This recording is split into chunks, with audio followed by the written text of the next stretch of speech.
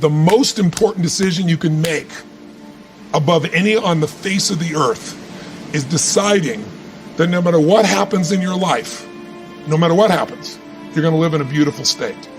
And what the hell does that mean? It means that you're not going to suffer.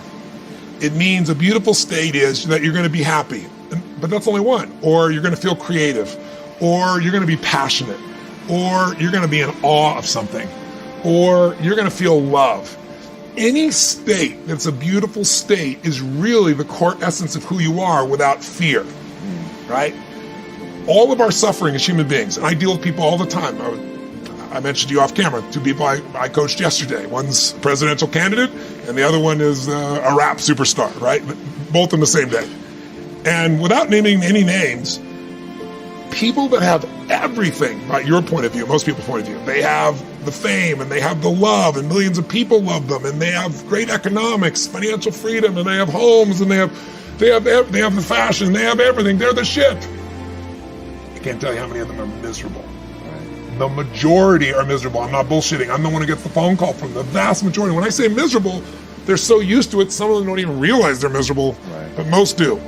They get in a place where it's like, how do I keep this up? How do I keep outdoing myself? How do I, I built these 32 companies, how to keep all 32 going and make them all grow every single year. And that's not how life is, right? And then they worry about what will people think, what will they do? So the decision to say, I am not going to suffer, that if suffering arises, pain's one thing, suffering's another. Suffering is when you're like, and the way you suffer is you focus on yourself. Suffering comes when we obsess about ourselves, what we're getting or not getting, what we should have done, what others should have done for us. It's the me game.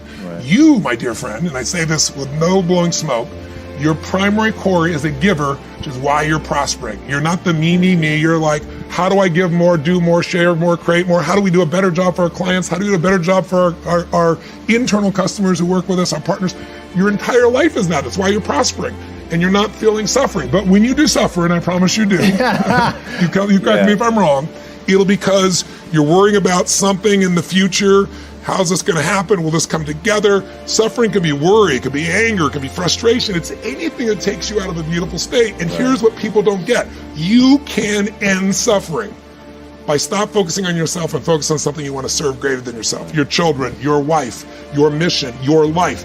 You can get out of it in an instant because the nature of the human mind is to constantly compare things.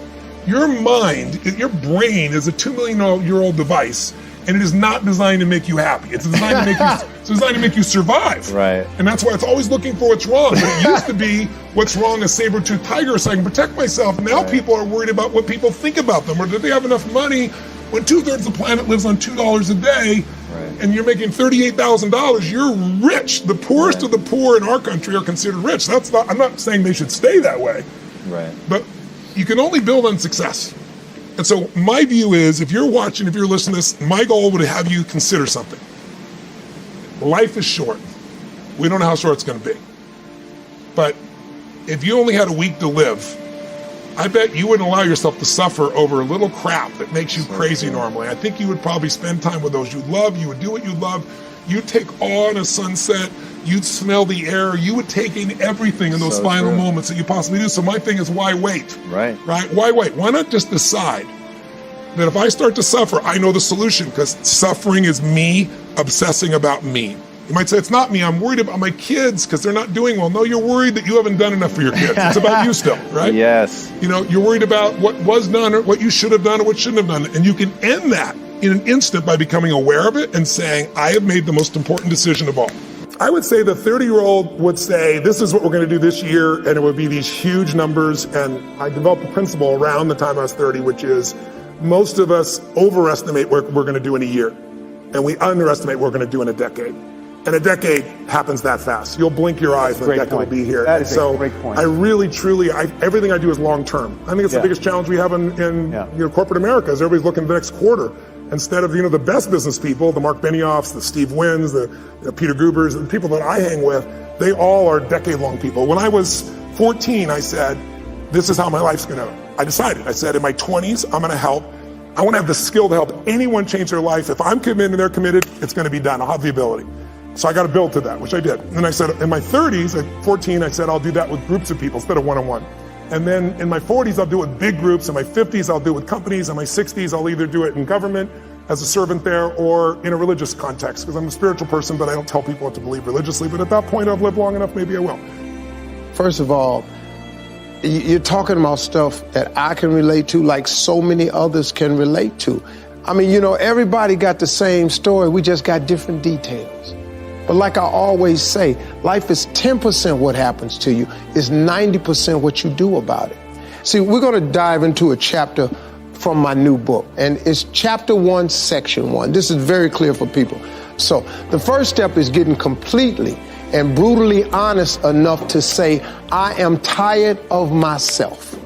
When you say I'm sick and tired of being sick and tired, that's the facilitator of change. That's when you're ready to say these words, no more excuses. No more excuses. I went to Kent State, I dropped out. I didn't drop out, I flunked out. Now that threw my life into a spiral, but because I didn't have a college degree, I could not let that stop me. And like you're doing, where you're saying all my friends at this age are settling in your careers, you don't even know if they're happy or not. Stop comparing yourself to others. So the first thing you do is stop focusing on other people. Instead, focus on being the best version of you that you can. Then you'll recognize that you deserve to sit at the big table with everybody else after you become the best that you can be. Now, once you've accepted that you have as much right to success and much right to succeed as anybody else, the next step is learning how to talk the talk. You have to get fluent in the language of success so you speak it with ease. Surround yourself with people who've accomplished their dreams and immerse yourself in the culture of achievement. You should never judge your success by other people's accolades. You judge your success by God's instruction to your life and how well along you are with that instruction. Because I found out something in life, the average human being is so mediocre that to be a genius, just do a little extra. Y'all missed that. People are so normal. To be an expert, just go 1 inch abnormal, and they think you're great. So don't judge your success by the masses, what they think of you. Judge yourself by what God told you to do. Can I put it another way? When experience is your best teacher, then progress is imprisoned. Experience could be a curse. I've been taught by my parents years ago that experience is the best teacher. I don't believe that anymore.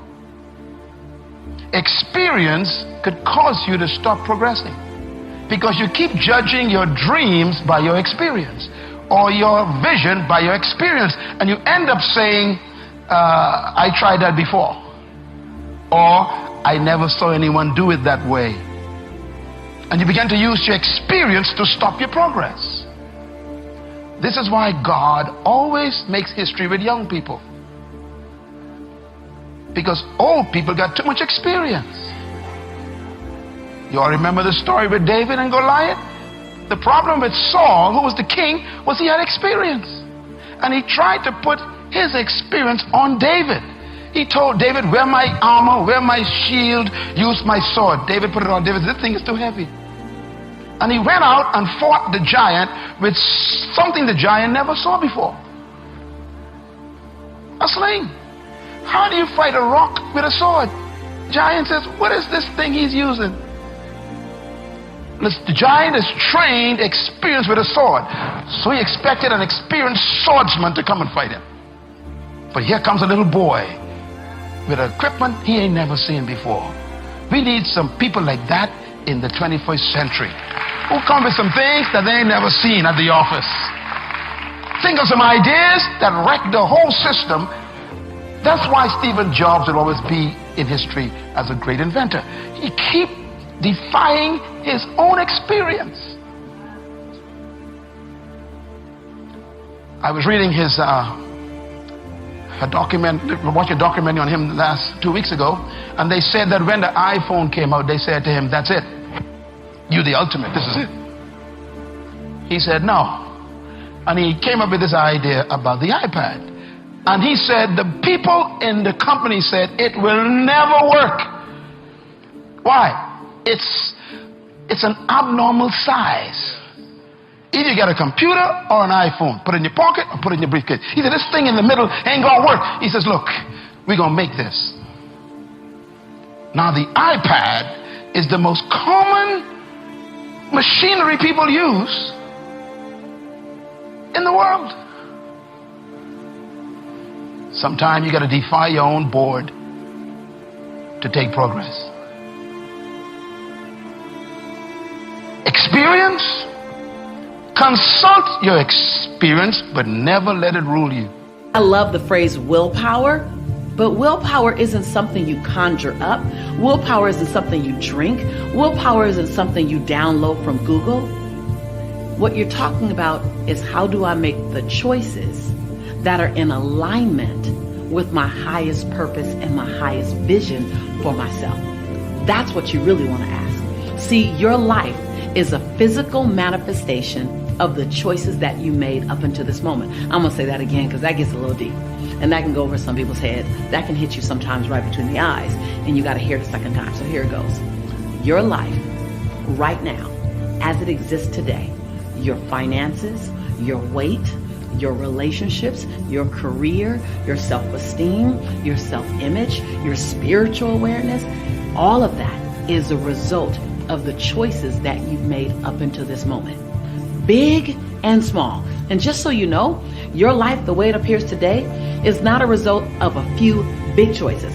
Even though that's the thing that we look back on. We go, I shouldn't have moved out of the state. I shouldn't have got into that relationship. I shouldn't have. We look at the big things. Well, I'm here to disrupt that mindset a bit. Your life experience right now is not so much a result of your big choices, while those impact you. It's really a result of a bunch of small little choices made consistently over a long period of time. Because those are the habits and the behaviors that you've gotten into. So we can talk about willpower and how do I build willpower, as if it's something that you can flex in the gym or something you can do crunches or abs or triceps and build, but it's not. The question you should ask, the answer you should be seeking is, what does it take to make my choices become in alignment with the life that I say I want to live? Now, when you say choices, it makes it really sobering, because even when you choose to sit down on yourself, it was a choice. So I ask you in this moment, what will it take you to decide to make the choice today? Don't even think about tomorrow. Don't think about next week, but to make the choice today that's in alignment with your health goals. Make a choice today that's in alignment with your financial goals. It's the small things. It's the extra visit to Starbucks. It's the extra biscuit. It's the getting up early. It's 10 more crunches. It's doing squats every time you go to the bathroom. At least that's what I do. I do 10. I do 10 every time I go to the restroom. I'm already there. I'm just going to keep on going just because I want to stay in alignment with my goal. And my goal is to have a body that at least creates a double take or a triple take, maybe. I don't know. I wanted to create a body that is in alignment with my goal. I want to be able to go paintballing with my nephews and my son the way I just did recently. I want to be able to go jet skiing. So when I look at my life and my lifestyle that I want to maintain, it requires me to hike a little longer. It requires me to eat more vegetables and protein. It requires me, my choice of how I want to live requires my alignment in what I put in my body or how I stay active in my body. So when I date, I don't do dinner dates. I'm not interested in doing dinner dates. You want to date me? Let's go on a hike. Let's go skating, ice skating, roller skating. Let's go on a walk. I want active dates in my dating experience because that's in alignment with my life's purpose. So what are you choosing? Let's not even look at willpower. Let's look at choices. Because choice is something you can control in every single moment. And the choice you made yesterday, if it wasn't in alignment with your greatest goal and your highest purpose, okay, yesterday is yesterday. Make a new choice today. You're not ever condemned or sentenced to making the same choice over and over and over again. Every day, every moment, you have a new opportunity to make a new choice. People are just afraid, man. So many people are afraid of rejection, of failure. But without failure, you have no success.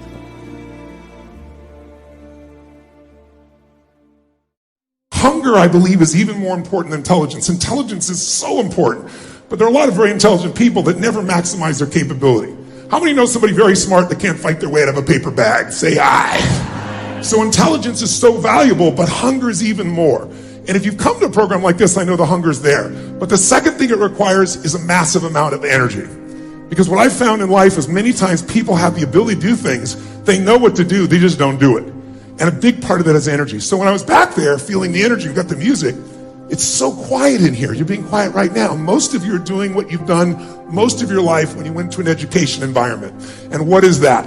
You're now learning the way you did when you went to a 20th century school. In a 20th century school, what do we learn? The bell rings, and what are you supposed to do? Immediately report to your what? Position. And when you get to that position, you're supposed to sit down and start a conversation with the people around you. Is that right? You're supposed to initiate. Is that right?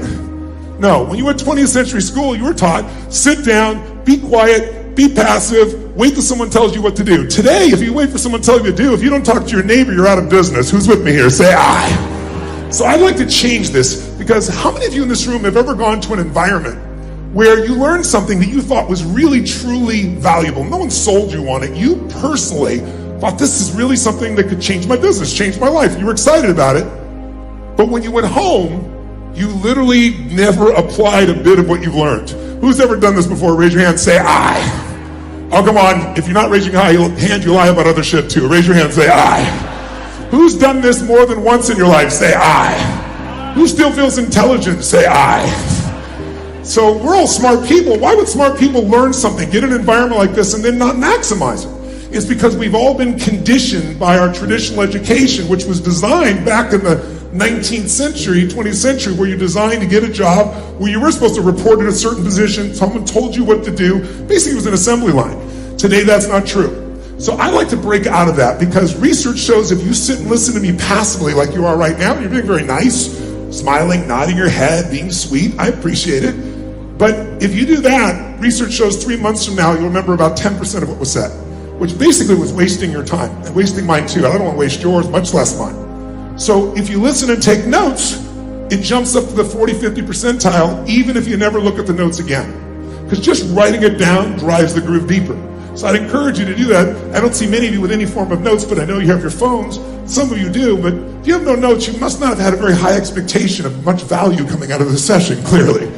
But thirdly, if you physically engage your body, which is what I like to do, your voice, your body, your energy, engagement is part of what we're going to talk about here in business. It's the most pathetic level in a long time worldwide. Even though we have all these tools for productivity, we have all these tools for distraction. And as a result, most people are not maximizing. So if we want to transform, the thing we really need to be able to shift is get ourselves engaged at a different level. So what I'd like to ask you to do is, from here on out, if you're willing to, is let's start with some energy. Because let me ask you a question. If you have two people in a relationship, let's just go intimate for a moment. And you have two people, and both these individuals are really, they're in a magnificent state of mind and emotion. Their life is going beautifully. They're happy as could possibly be. And they enter a relationship, two really happy people. What's that relationship going to be like? You tell me. If you know nothing else, what kind of relationship is going to be if you got two people in a great peak state? Tell me, what's it going to be like?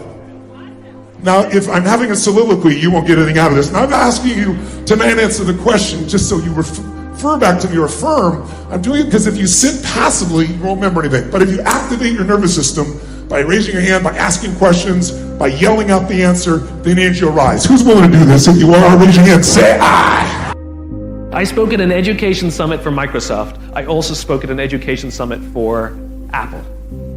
At the education summit for Microsoft, I would say that 70% of the executives spent about 70% of their presentations talking about how to beat Apple.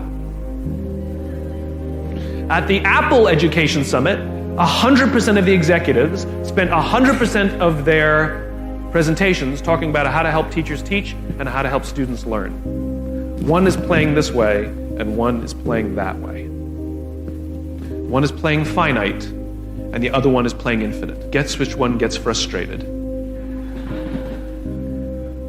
So at the end of my talk at Microsoft, they gave me a gift. They gave me the new Zune when it was a thing. And let me tell you, this thing was spectacular.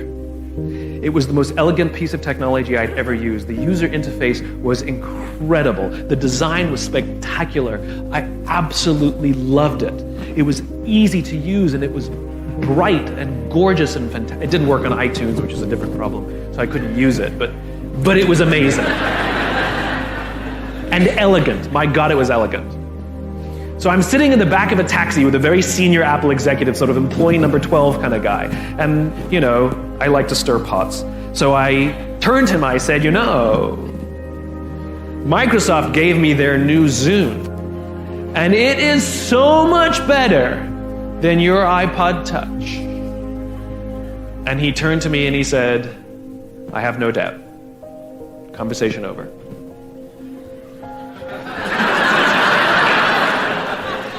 Because the infinite player understands sometimes you're ahead and sometimes you're behind. Sometimes your product is better and sometimes it's worse. The goal isn't to be the best every day. The goal isn't to outdo your competition every day. That's a finite construction. If I had said to Microsoft, I've got the new iPod Touch and it's so much better than your Zune, they would have said, can we see it? What does it do? React, react, react, react. Finite players play to beat the people around them. Infinite players play to be better than themselves. To wake up every single day and say, how can we make our company a better version of itself today than it was yesterday? How can we create a product this week that's better than the product we created last week? We also have to play the infinite game. It's not about being ranked number one. It's not about having more followers on Twitter than your friends. It's not about outdoing anyone. It's about how to outdo yourself. It's not about selling more books or getting more TED views than somebody else. It's about how to make sure that the work that you're producing is better than the work you produced before. You are your competition. And that is what ensures you stay in the game the longest. And that is what ensures you find joy. Because the joy comes not from comparison, but from advancement. Let me show you what turned my life every way but loose. Mr. Shoaff dropped this idea on me, changed me completely. Setting goals. Here's what can easily happen if you don't set goals. It's easy to let life deteriorate into making a living instead of designing a life. And we all have a choice. Make a living or design a life. It's easy to get trapped by economic necessity and settle for existence rather than substance. That's easy. But the best advice I can give you on how to break out of that trap is to learn how to set goals. Mr. Shoaff put it to me this way. He said, Jim, if you had enough reasons, you could do the most incredible things. I never forgot how he put that. If you have enough reasons. See, reasons will change your whole life. Mr. Shoaff said to me, he said, Mr. Rohn, I think you've got plenty of intelligence, you've got plenty of talent, you've got plenty of ability. Probably what you lack is plenty of reasons. He said, I don't think your current bank balance is a true indication of your level of intelligence. I was happy to hear that. He said, I think you're much smarter than your present bank balance indicates. And that turned out to be true. I was much smarter. But of course my first question was, well then why isn't it bigger? And he said, you don't have enough reasons. You've got enough intelligence, but not enough reasons. So see, reasons can change your life. Here's what else I found out. Reasons come first, answers come second. You don't get the answers to do well till you get the reasons. Life has a mysterious way of hanging on to all the answers and only gives them up to the people that are inspired by reasons. So reasons make the difference in how your life works out. Now, what are some of the reasons for doing well? Let's go through a quick list called Reasons for Doing Well. First is personal reasons. Some people do well for recognition. Some people do well for respect. Some people do well for the way it makes them feel. They love the feeling of being a winner. Those are good reasons. I have some millionaire friends that keep working 10, 12 hours a day, making more millions. And it's not because they need the money. It's because they need the joy and the satisfaction and the pleasure that comes from being a constant winner. And see, it's not just the money anyway. It's the journey, not the money. Once in a while somebody says to me, boy, if I had $1 million, I'd never work another day in my life. That's probably why the good Lord sees to it they don't get their million, right? They'd quit. They'd quit.